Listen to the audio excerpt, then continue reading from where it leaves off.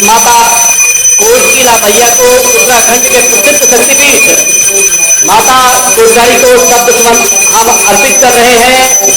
माता कोटगारिका की महिमा बड़ी अपरंपार है और माँ अवंतिका मंदिर से माँ कोकिला को समर्पित यह शब्द आप सभी का मंगल करें, आप सभी का कल्याण।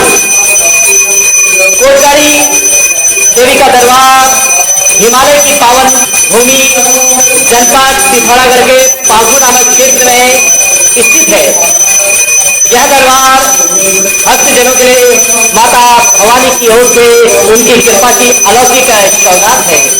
अभीष्ट कार्यों की सिद्धियों के लिए इनकी शरणागत सब प्रकार से मनोवांछित फल प्रदान करने वाली कही गई है।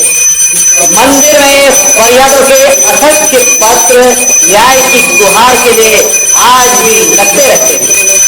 दूर दराज क्षेत्र से श्रद्धालु जन डाक द्वारा भी मंदिर के नाम पत्र भेजकर मनौती मांगते हैं तथा मनौती पूर्ण होने पर दर्शन के लिए यहाँ अवश्य पधारते हैं।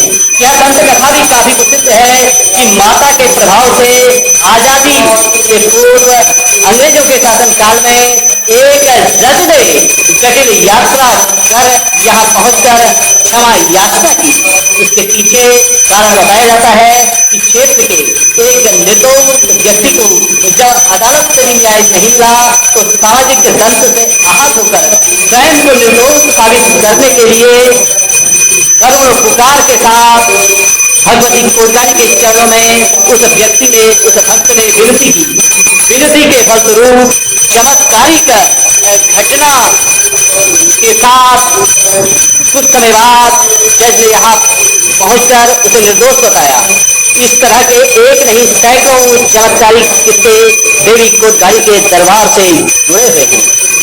हिमालय के देवी शक्तिपीठों में कोकिला माता का महात्म्य सबसे निराला है।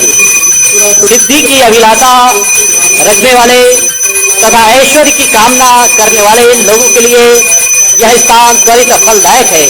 देवी के उपासक इन्हें विंध्येश्वरी, चंद्रिका, कोटवी, सुगंधा, परमेश्वरी, चंडिका, वंदनीया, सरस्वती, अभय, प्रचंडा, देव माता, नाग माता, प्रभा आदि अनेक नामों से पुकारते हैं। लालपुरा में भी माता कोकिला का भव्य दरबार भक्तजनों ने स्थापित किया है। मंदिर के पुजारी पंडित चंद्रशेखर जोशी आज मां भगवती कोटगारी की विशेष आराधना लोक मंगल के लिए कर रहे हैं। कोकिला कोटगारी देवी को न्याय की देवी के रूप में प्रतिष्ठा प्राप्त है। जिस किसी को कहीं से भी जब न्याय की उम्मीद नहीं रह जाती है तो वह कोटगारी के शरणागत जाकर न्याय की गुहार करता है।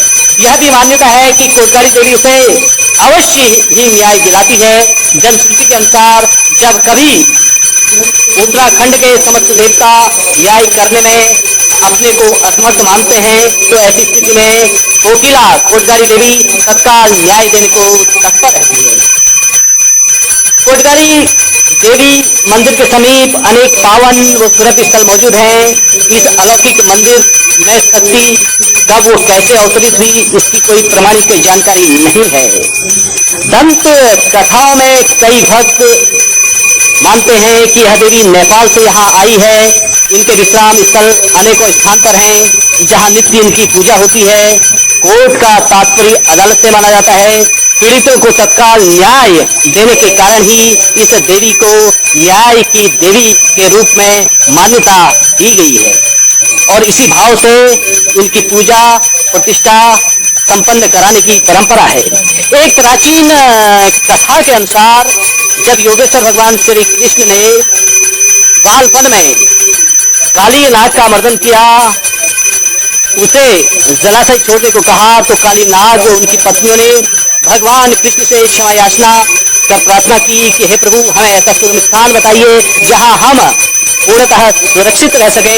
तब भगवान श्री कृष्ण ने इसी कष्ट निवारणी माता की शरण में कालिया नाग को भेज करके अभय तत्व प्रदान किया। काली नाग का प्राचीन मंदिर कोटगारी से थोड़ी ही दूरी पर पर्वत की चोटी में स्थित है, जिसे स्थानीय भाषा में काली नाग को दान कहते हैं। बताते हैं कि पर्वत की चोटी पर स्थित इस मंदिर को कभी भी गर्व आर पार नहीं कर सकते हैं।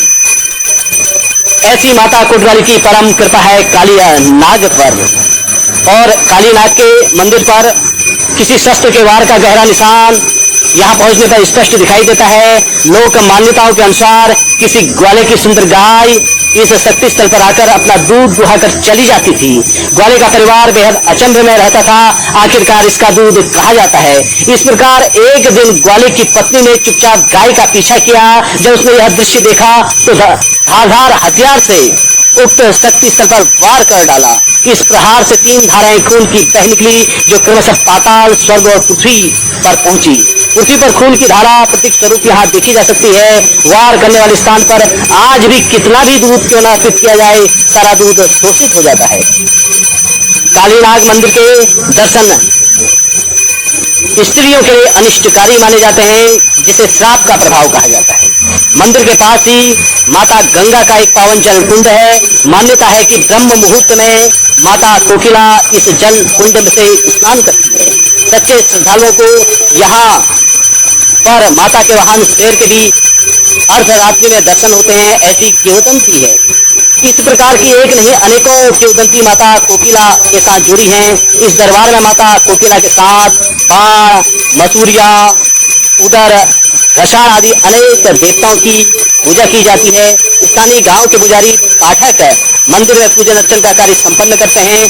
भंडारी, गोलू, चोटिया व वाड़ के पुजारी यहाँ कार्की लोग। कुमाऊं मंडल में जनपद नैनीताल के हरतोला क्षेत्र में स्थित कोकिला वन की कोकिला माता भी इन्हीं माता का स्वरूप मानी जाती है। दारमा घाटी के कनार क्षेत्र में भी यह माता विराजमान है। भक्तों का यह भी मत है कि कत्यूर घाटी में इनके भक्तजन चंद्रवंशी राजा लोग नेपाल से जब लेकर आ रहे थे, लेकिन माँ को यह स्थान भा गया और वो यही स्थापित होगी। माता की कृपा से ही कालीनाग को भद्रनाग नामक पुत्र की प्राप्ति हुई।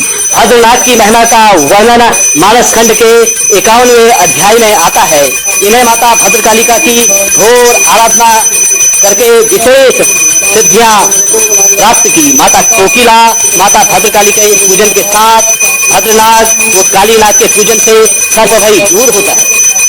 यह तथ्य हो कि माता भद्रकाली का मंदिर बागेश्वर जनपद के गाढ़ा नामक स्थान से लगभग कुछ ही दूरी पर है। यह अद्भुत क्षेत्र है। मंदिर के नीचे गुफा है जिसमें शिव और शक्ति दोनों विराजमान है। कोकिला माता की छत्रछाया में विराजमान कालीनाग को भी काली का परम उपासक माना जाता है। काली संपूज्यते विप्राट काली यने महात्मना मानस खंड का यह श्लोक है। कुल मिलाकर के कोकिला माता का दरबार श्रद्धा व भक्ति का संगम है, जो सदियों से पूजनीय है। लालकुआं में भी माता कोकिला का भव्य दरबार स्थापित है। इस दरबार में दूर दराज क्षेत्र से भक्तजन यहाँ तक पहुँच करके माता कोकिला के चरणों में अपने आराधना के श्रद्धापूर्वक लोक मंगल की कामना को लेकर करते हैं। आज इस मंदिर में लालकुआं अवंतिका मंदिर में देवी कोटवाली का विशेष पूजन कर रहे श्री चंद्रशेखर जोशी जी समय मेरे साथ में उपस्थित हैं। श्री जोशी जी, जय माता कोकिला मैया की जय हो। और